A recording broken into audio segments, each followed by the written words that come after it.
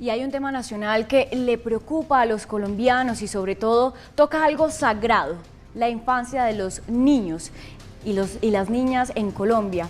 Quisiera hablar de esto con Sara, quien nos acompaña en este momento para hablar de esa situación tan delicada. Laura, buenas noches. Pues sí, en estos días hemos estado hablando de otros temas, pero hoy nos toca enfrentar esta realidad tan difícil del país y que afecta tanto sobre todo a las regiones, porque al menos 65 menores de edad han muerto. Y este es el trágico saldo que dejan los bombardeos durante la presidencia de Gustavo Petro. En total fueron 21 bombardeos contra los grupos armados durante su gobierno. Sara, y es que hay algo importante que mencionar, y es que esto no se trataría solo del dolor de los menores, porque ellos, además de ser víctimas constantes de la violencia, según Naciones Unidas, cada 20 horas un menor es reclutado en Colombia y más de 1.200 menores fueron arrancados de sus casas, de sus colegios y sus veredas para ser usados para la guerra. Recordemos que esto se ve más que todo en los territorios, en esos lugares apartados donde muchas veces la presencia de la fuerza pública no llega, donde muchas veces son los grupos armados los que realmente deciden tomar a esa niñez y pues ellos quedan presas de esa guerra. Además, pues la JEP dice que si no se hace algo, pues estos números podrían duplicarse en los próximos 5 años. Sí, por eso, Laura, a esta hora queremos saludar a Laura Bonilla. Ella es subdirectora de la Fundación Pares, es, pues, aparte de analista política, conoce perfectamente la realidad de la violencia en nuestro país. Laura, buenas noches y gracias por acompañarnos en Sin Carreta. No, muy buenas noches, Laura y Sara. De verdad que para mí es un gusto enorme estar aquí con ustedes en Sin Carreta, obviamente hablando de un tema tan doloroso y delicado como este. Para los televidentes que nos han seguido en las últimas elecciones presidenciales, usted nos acompañó muy amablemente haciendo el análisis a nivel nacional de lo que podría pasar en los próximos 4 años y ya digamos que en ese momento especulábamos un poco de las opciones de lo que podía pasar, pero ya estamos en esta nueva realidad del país y cerrando un poco con las cifras recientes de lo que pasó en estos últimos 4 años en el gobierno de Gustavo Petro. Yo quisiera, Laura, que usted nos contara qué es lo que ustedes desde Pares conocen. Sabemos el nivel de violencia que hay en algunas regiones, sabemos las consecuencias que pueden tener los bombardeos, pero los niños pues no deberían ser usados para la guerra y mucho menos en bombardeos, tampoco en enfrentamientos de ningún tipo deberían ser usados, pero eso sigue pasando. ¿Cuál es el balance que ustedes tienen de Pares? Y la pregunta yo creo que más importante, que ni siquiera sé si se puede responder, ¿hay alguna manera de solucionarlo?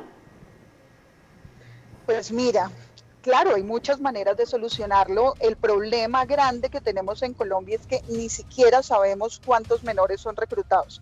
O sea, nosotros no tenemos capacidad hoy en el Estado de recoger todas las denuncias que hacen las personas y además pues a eso tú le sumas un montón de cuellos de botella. Entonces, por ejemplo, una mamá a la que le reclutan su hijo, ya sea por utilización, por seducción, por cualquier método que usen los grupos armados, ¿qué posibilidad tiene en una zona rural de ir y colocarle una denuncia? Sí, eso la puede poner a ella en riesgo, sí, eso puede significar que su propio hijo corra un riesgo adicional. Entonces hay muchísimas trabas para lo más mínimo y es saber al menos cuántos niños, niñas y adolescentes están siendo utilizados. Lo segundo es que realmente tenemos muy poca capacidad de inteligencia para saber las múltiples formas del reclutamiento. Entonces te doy varios ejemplos. Por ejemplo, en el departamento de Antioquia, muchos de los niños, niñas y adolescentes que son reclutados terminan siendo posteriormente denunciados como desaparecidos, pero al haber sido reclutados, muchas veces las autoridades no los buscan con suficiente ahínco o no pueden dar con su paradero. Esos son, digamos, cositas que le dan al país el reflejo de lo grave que es esta situación y de la incapacidad que tenemos institucionalmente para proteger niños, niñas y adolescentes. El ICBF no es una entidad que tenga en este momento ni el personal, ni la capacitación, ni el presupuesto para hacerlo. Entonces eso nos deja solamente con la fuerza pública y evidentemente pues la fuerza pública tampoco tiene la responsabilidad de hacer otras cosas que deberíamos estar haciendo con las autoridades civiles. Entonces tenemos un aparato, y ahí voy a los bombardeos, un aparato de combate que se diseñó para un tipo de guerra y hoy la amenaza es muy distinta. Entonces los bombardeos realmente no producen resultados y los resultados que producen es que el Estado les falla dos veces estos niños y niñas. La primera vez cuando no previene su reclutamiento y la segunda vez cuando la respuesta es el bombardeo. Además que con la cantidad tan grande de niños, niñas y adolescentes que están siendo reclutados hoy en día en Colombia, pues es que se hace casi que imposible que en este tipo de operaciones no mueran. Esto lo tenemos que replantear y no solamente, digamos, en materia de prevención y protección, que por supuesto tenemos que hacerlo, sino también en materia operativa, porque no puede ser que la única respuesta que tengamos a este tipo de violencia hoy sea esta. Laura, muchas gracias, y usted toca algo muy clave que yo quisiera que nosotros recalquemos aquí, y es que ese número de personas que nosotros hoy exponemos pues podría ser muchísimo mayor porque existe un subregistro y muchas personas ni siquiera es porque no quieran denunciar, sino simplemente por miedo, porque en esas regiones muchas veces pues estarían ganando las armas. Laura, yo quisiera preguntarle, porque nosotros acá conocemos también que muchas veces pues estos grupos armados estarían anticipando a esas maneras en que se estarían reclutando a esos menores. Dicen que los grupos armados ahorita tienen nuevas estrategias, están ofreciendo más dinero, están reclutando a través de las redes sociales, y yo quisiera que ustedes nos puedan ilustrar esas nuevas formas que ustedes han identificado para que los televidentes también conozcan y puedan estar alerta ante este tipo como de alertas que pueden emitirse de un caso de reclutamiento, Laura. Sí, por supuesto. Mira, digamos que las redes sociales, pero especialmente una red social que tiene muy poquito control, que es TikTok, pues es una de las redes que más se está utilizando para promover mensajes, también grupos de WhatsApp, también todo esto. O sea, digamos que todo esto lo que está es contribuyendo a que los grupos armados y los reclutadores lo hagan de esta manera. Lo segundo es que la gente tiene una percepción de que el reclutamiento de niños, niñas y adolescentes ocurre porque llegan y se llevan al niño y el niño no vuelve a ver a su familia, y esto ya es bastante es bastante más sofisticado el día de hoy. Entonces, por ejemplo, pasan cosas como que algunos niños y niñas no tienen que dejar sus casas, pueden seguir viviendo ahí, empiezan a hacerle favores al grupo, empiezan a contribuir también con el reclutamiento, pueden seguir asistiendo al colegio, hacen tareas de información, hacen otro tipo de tareas de utilización, porque ya el conflicto que vivimos hoy pues no se presenta de la misma manera que antes, y muchos de estas personas pues ya no viven en campamentos, o sea, no estamos en la misma guerra que teníamos contra las FARC, eso es clarísimo. Y lo otro es que se presentan en zonas que son sumamente remotas, donde también los niños y niñas tienen muy pocas posibilidades económicas. Los jóvenes en el mundo rural tienen muy pocas oportunidades económicas u oportunidades de estudio, y eso pues incrementa la vulnerabilidad, pero no estamos trabajando en Colombia para prevenir y para bajar la vulnerabilidad de niños, niñas y jóvenes.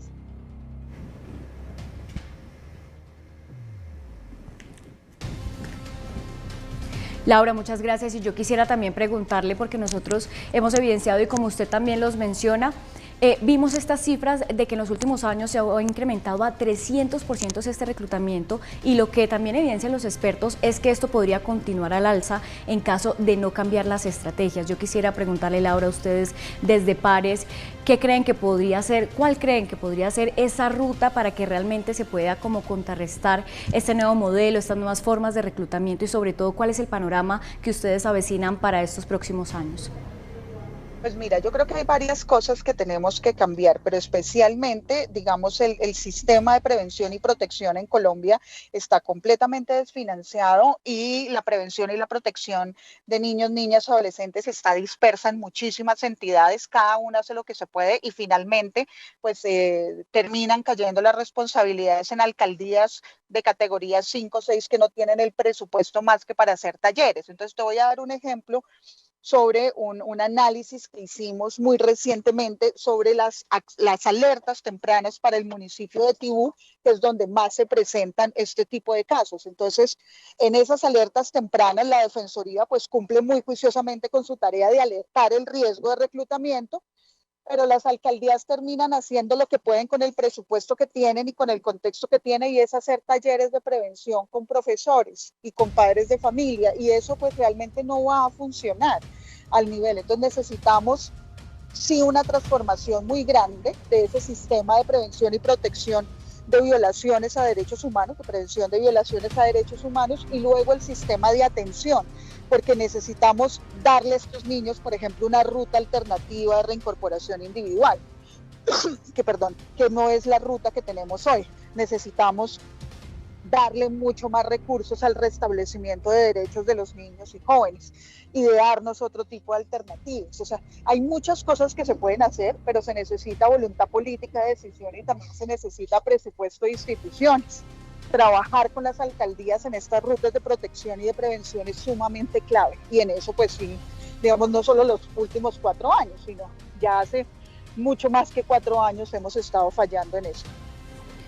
Pues doctora Laura, muchas gracias por acompañarnos en ese análisis, sobre todo de cara a este nuevo panorama donde vemos que se aumentan las zonas de guerra activa en Colombia, que vemos que también estos números de reclutamiento y este tipo de estrategia criminal pues va a un aumento. Es muy pertinente hacer una pausa aquí y plantearnos en qué avanzará Colombia de cara pues a esta estrategia criminal. Doctora Laura, muchas gracias por acompañarnos en Sin Carreta. Muchísimas gracias a ti y pues siempre es un gusto estar acá con ustedes.